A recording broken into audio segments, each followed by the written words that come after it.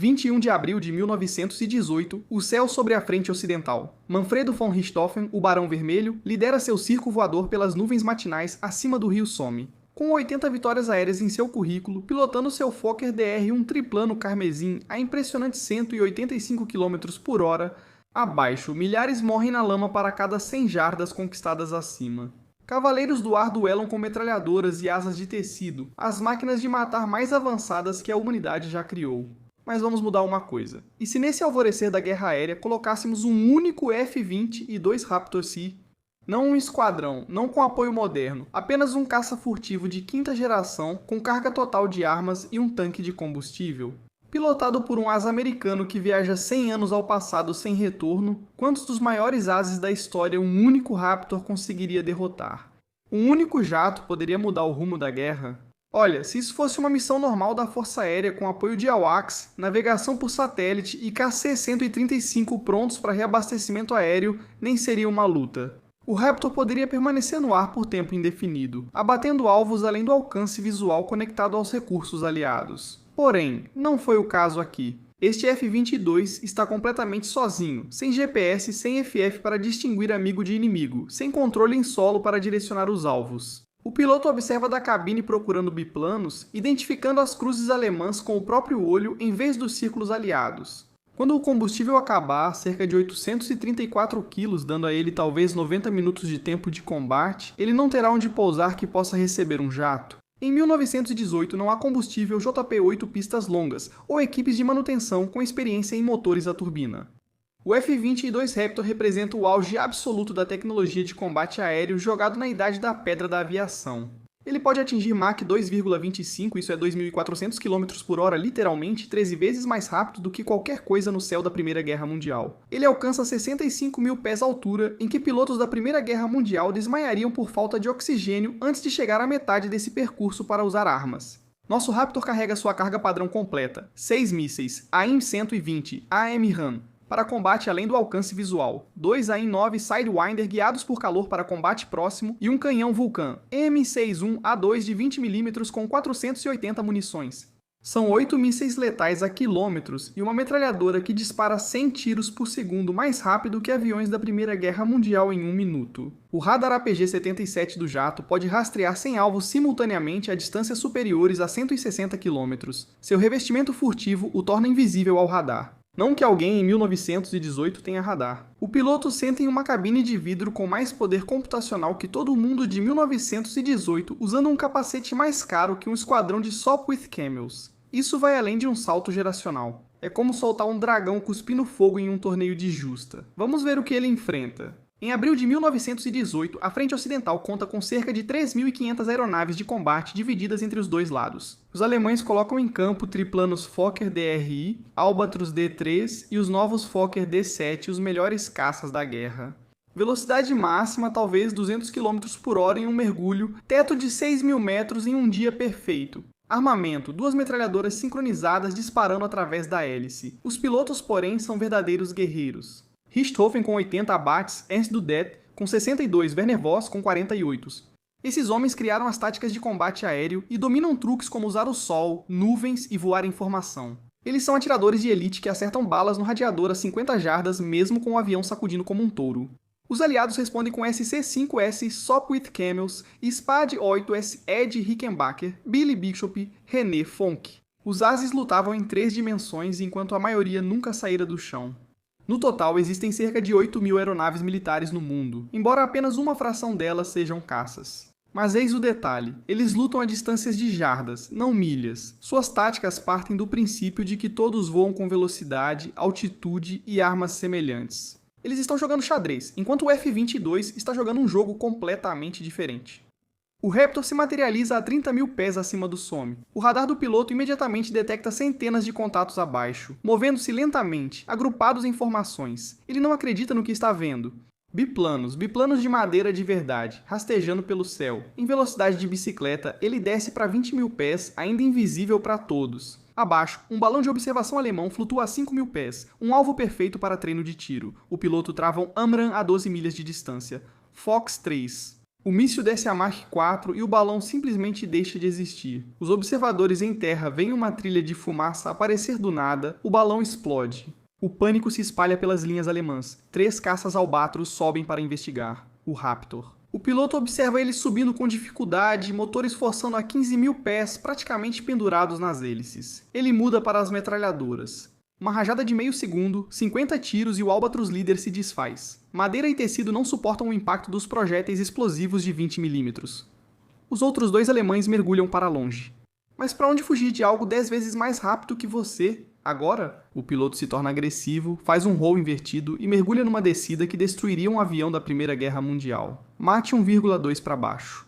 O estrondo sônico assusta todos por quilômetros. Ele nivela o avião a 900 metros em meio a uma grande batalha aérea. 12 aeronaves alemãs enfrentando 15 aviões aliados. O computador do F-22 marca todos os alvos. O piloto lança 4 mísseis Sidewinder e abate 4 Fokkers, que viram destroços em chamas. Ele troca para as metralhadoras e faz uma curva de 9G que deixaria qualquer piloto da Primeira Guerra Mundial inconsciente. O Vulcan dispara e mais 3 alemães somem em nuvens de estilhaços e fogo. Os aviões sobreviventes se dispersam como peixes fugindo de um tubarão, sem entender o que acontece. A morte vem de ângulos e velocidades impossíveis. Vamos falar de números. O F-22 leva munição suficiente para destruir dezenas de aviões da Primeira Guerra Mundial. 8 mísseis deveriam garantir 8 abates. Mísseis teleguiados por calor podem falhar ao travar nos motores primitivos, mas os Amrams guiados por radar não terão esse problema. Os 480 projéteis do canhão, disparados em rajadas controladas, poderiam destruir talvez mais 20 aviões, então estamos falando de potencialmente 30 abates em uma única missão. O combustível é a principal limitação. O Raptor consome cerca de 540 km/h em combate, usando só o tanque interno. Isso resulta em cerca de 90 minutos de voo, ou menos se usar o pós-combustor o tempo todo em velocidade supersônica, pois consome muito combustível. O piloto deve equilibrar agressividade e conservação. O impacto psicológico pode valer mais que as baixas. Imagine ser um piloto da Primeira Guerra Mundial e ver seu esquadrão destruído por um inimigo invisível, mais rápido que o som. Você nunca mais voa, e a notícia se espalha entre os 2 exércitos. Há um demônio no céu, uma flecha prateada que aparece do nada e mata sem aviso. Os alemães podem manter toda a força aérea em terra, evitando mandar pilotos para esse moedor de carne. Assim, os aliados, ao perceberem isso, conquistam superioridade aérea automaticamente. Sem mais voos de reconhecimento, sem mais bombardeios, sem mais ataques às trincheiras, a guerra aérea simplesmente para. Cenário 1. O piloto do Raptor quer causar máximo impacto, mirando o alto comando alemão e usando o combustível restante para atacar o quartel-general do Kaiser ou o Estado-Maior alemão. Sem bombas guiadas, limita-se a ataques com metralhadora. Mas canhões de 20 mm contra um prédio em 1918 seriam devastadores. Ele poderia eliminar a liderança alemã e depois pousar o Raptor sem motor em um campo, destruindo-o para evitar que fosse capturado. A guerra termina meses antes. Cenário 2. O piloto é conservador, usa o Raptor como arma psicológica, aparece aleatoriamente, destrói aviões e some. Os alemães não prevêem seus ataques. O moral desaba, os pilotos alemães se recusam a voar. A ofensiva da primavera fracassa, sem reconhecimento aéreo. O Raptor eventualmente fica sem combustível, o piloto se ejetando sobre as linhas aliadas, mas o estrago já está feito. O mito do caça-fantasma assombra a aviação alemã para sempre. Cenário 3. Os alemães dão sorte, talvez um tiro de sorte. Uma bala perdida atinge algo crítico durante um ataque a baixa altitude, ou o piloto força demais e fica sem combustível sobre território inimigo. O Raptor faz um pouso forçado relativamente intacto. Engenheiros alemães se aglomeram sobre ele como formigas. Eles não conseguem replicar a tecnologia, mas aprendem conceitos décadas à frente de seu tempo. Asas enflechadas, teoria da propulsão a jato, princípios do radar. Com a Segunda Guerra Mundial, a Alemanha já desenvolvia jatos e mísseis guiados. A história toma um rumo sombrio. Uma missão do Raptor não venceria a Grande Guerra, mas poderia antecipar seu fim. Em 1918, os alemães já estavam sobrecarregados e apostavam na ofensiva da primavera para forçar a paz antes da chegada em massa das tropas americanas. Perder totalmente a superioridade aérea pode acabar com a vontade deles de seguir e destruir o conceito de progresso tecnológico. Exércitos do mundo todo se esforçariam para reproduzir o que viram. O período entre guerras viraria uma corrida para desvendar os segredos do Raptor. Em vez de evoluir de biplanos para monoplanos, até jatos, a aviação poderia avançar décadas, mas isso muda a escala, não a tragédia fundamental. As trincheiras permanecem, os milhões de mortos não voltam. A gripe espanhola ainda devasta o mundo. Um caça milagroso não pode resolver os problemas sistêmicos que causaram a guerra: nacionalismo, imperialismo, o sistema de alianças. É um raio vindo do futuro, mas o passado tem seu próprio impulso terrível. O Barão Vermelho pode morrer em abril de 1918, não por uma bala de sorte vinda do chão, mas vaporizado por um míssil. Ele nunca viu isso chegando. Heróis se tornam vítimas. O romantismo da aviação inicial morre em uma única manhã de trovão supersônico. Mas espere, vamos levar isso adiante. E se por um milagre da logística temporal, nosso piloto do F-20 e 2 recebesse 3 reabastecimentos completos de combustível e munição? Isso dá 4 missões completas, aproximadamente 6 horas de tempo de combate, 32 mísseis e quase 2.000 tiros de canhão. Agora não falamos apenas de uma manhã ruim para a Força Aérea Alemã, mas da aniquilação total da guerra aérea na Primeira Guerra Mundial. Com 4 missões, a matemática fica assustadora. Estimativa conservadora: de 120 a 150 abates voando de forma agressiva. Poderíamos ver 200 aeronaves inimigas destruídas. Lembre-se, os alemães têm apenas cerca de 1.750 aeronaves de combate em toda a frente ocidental. O Raptor poderia destruir 15% do poder aéreo alemão em um dia. Mas o mais interessante, após a primeira missão, todos os pilotos alemães saberiam com o que lidam. Eles ainda decolariam? Imagine a segunda missão. O Raptor sobe, encontra céus vazios, pois os alemães mantiveram tudo no solo. O piloto então ataca os aeródromos. Imagine Mach 1 rasante sobre caças estacionados. O canhão de 20mm reduz aeronaves a lenha e depósitos de combustível a infernos. Cada missão podia destruir 30 aviões em solo, além de instalações, peças e suprimentos de combustível. Na terceira missão, o piloto ataca infraestrutura, pátios ferroviários, complexos industriais e fábricas de motores. O corpo de balões de observação alemão, essencial para localizar a artilharia, deixa de existir. Sem reconhecimento aéreo, a artilharia alemã fica cega. A ofensiva de primavera tropeça sem olhos no céu. A quarta missão vira laboratório de vitórias. O piloto persegue alvos de oportunidade, ataca colunas de suprimentos, aterroriza trincheiras de reserva e pode destruir baterias de artilharia problemáticas. Neste ponto, o dano psicológico supera o físico. Soldados se recusam a sair das trincheiras de dia, e oficiais não conseguem reunir tropas que creem que a morte é mais rápida que o som.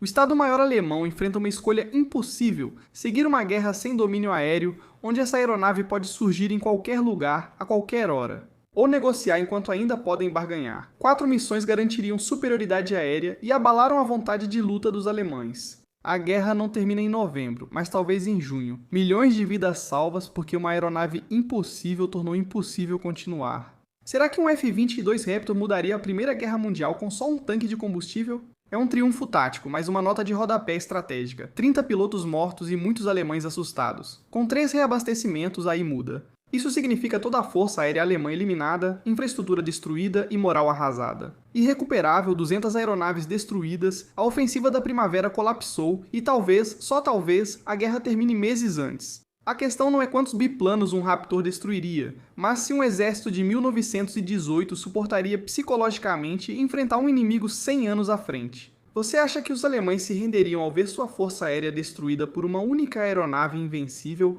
ou continuariam lutando mesmo sendo inútil? Se gostou desse cenário, veja nosso último vídeo, Navy SEALs tentando assassinar Genghis Khan. Será que 12 operadores mudariam a história antiga? Inscreva-se para mais cenários históricos de E se e ative o sininho para não perder o vídeo da próxima semana.